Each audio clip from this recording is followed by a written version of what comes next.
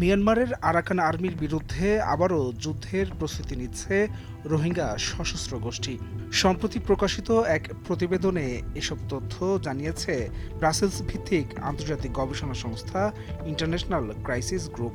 তবে বাংলাদেশ সরকারের পক্ষ থেকে ক্রাইসিস গ্রুপের প্রতিবেদনের বক্তব্যকে ভিত্তিহীন বলে উল্লেখ করা হয়েছে। ইন্টারন্যাশনাল ক্রাইসিস গ্রুপ তাদের প্রতিবেদনের বক্তব্যের সমর্থনে বলেছে, কক্সবাজারের রোহিঙ্গা শরণার্থী শিবিরগুলো থেকে সদস্য সংগ্রহ কার্যক্রম জোরদার করেছে রোহিঙ্গাদের সশস্ত্র গোষ্ঠীগুলো। এমনকি সীমান্তবর্তী ক্যাম্পগুলোয় যোদ্ধাদের প্রশিক্ষণ দেওয়ার ঘটনাও ঘটছে।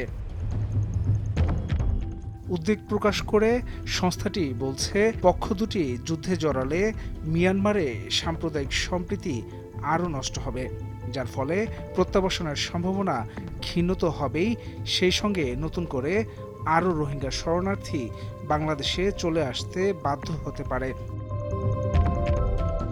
ওই প্রতিবেদনে আরও বলা হয়েছে, গত বছরের শেষের দিকে মিয়ানমারের সামরিক বাহিনীর কাছ থেকে দেশটির সশস্ত্র বিদ্রোহী গোষ্ঠী আরাকান আর্মির সদস্যরা রাখাইন রাজ্যের দখল নেয়। এ ঘটনার পর রোহিঙ্গাদের সশস্ত্র গোষ্ঠীগুলো আরও সংগঠিত হতে শুরু করে।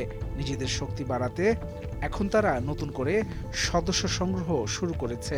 সংখ্যাগরিষ্ঠ বৌদ্ধ সমর্থিত আরাকান আর্মির বিরুদ্ধে যুদ্ধে মুসলিম রোহিঙ্গাদের অংশগ্রহণ বাড়ানোর লক্ষ্যে সশস্ত্র গোষ্ঠীগুলো ধর্মকে ব্যবহার করছে বলেও ইন্টারন্যাশনাল ক্রাইসিস গ্রুপের প্রতিবেদনে উল্লেখ করা হয়েছে। এ অবস্থায় কক্সবাজারের শরণার্থী শিবিরগুলোতে সশস্ত্র গোষ্ঠীর তৎপরতা থামানো না গেলে সেটি বাংলাদেশের জন্য মারাত্মক ক্ষতি বয়ে আনতে পারে বলেও সতর্ক করেছে আন্তর্জাতিক সংস্থাটি। তাদের দাবি, সত্য হলে রোহিঙ্গা সংকট আরও প্রকট হওয়ার পাশাপাশি বাংলাদেশের নিরাপত্তা ও সার্বভৌমত্ব হুমকির মুখে পড়তে পারে বলে মনে করছেন নিরাপত্তা বিশ্লেষকরা। যুদ্ধ শুরু হলে তখন রোহিঙ্গা ক্যাম্পগুলো অনিরাপদ হয়ে পড়বে। আরাকান আর্মি সেখানে ঢুকে তাদের প্রতিপক্ষের উপর হামলা চালাতে চাইবে। সব মিলিয়ে বিষয়টি দেশের নিরাপত্তা ও সার্বভৌমত্বের জন্য মারাত্মক হুমকিতে পরিণত হবে। সংঘাত এড়াতে আরাকান আর্মি, রোহিঙ্গা এবং বাংলাদেশ তিন পক্ষের মধ্যেই আস্থার সম্পর্ক তৈরি করা অত্যন্ত গুরুত্বপূর্ণ বলে মনে করে ক্রাইসিস গ্রুপ।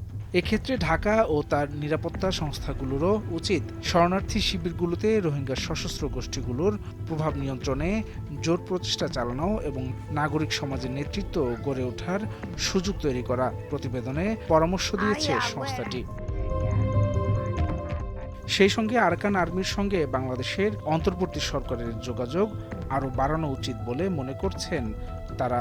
এছাড়া রাখাইন রাজ্যে আনুষ্ঠানিক বাণিজ্য এবং মানবিক সহায়তা বৃদ্ধির জন্য কাজ করাও দরকার বলে উল্লেখ করা হয়েছে প্রতিবেদনে। হাসান সাব্বির, ভোরের কাগজ।